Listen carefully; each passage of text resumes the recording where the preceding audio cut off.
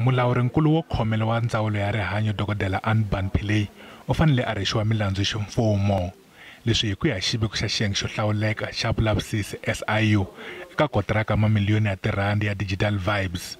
Xiviko xi vula leswaku dokodela Pillay u fanele a rixiwa milandzu ku va a tlule milawu ya mafambiselo ya timali ta mfumo. SIU eka Xiviko va vula leswaku dokodela Pillay u yimbile eka vuxokoxoko bya ku nyikiwa ka thendara lebyi a nga byi yisa eka ndzawulo ya nkwama wa tiko. Sweswi hofisi ya president yi vula leswaku ndzawulo yi fanele yi teka magoza ya xihatla eka mhaka leyi. It is up to those institutions now to institute and to take the action recommended by the SIU, obviously with due process being respected.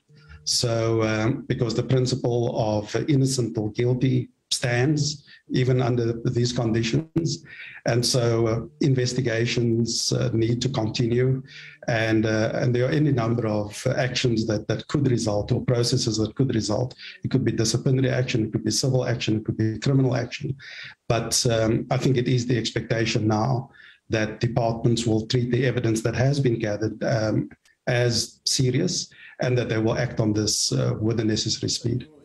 Mulavuleri wa SIU vula leswaku khale ka holobye wa rihanyu dokodela Zweli Mkhize wa khumbeka thwi eka ku nyikiwa swi nga ri nawini ka thendara eka khampani ya Digital Vibes. We have made it very clear in the report that he was directly involved in these processes, and we've shown the evidence that is attached to that. Therefore, it was very clear that for him to have said at some point that he was not involved in this, it cannot be true, because we have got evidence to show, and even people in there who have given evidence to the effect that they were pressured into doing certain things.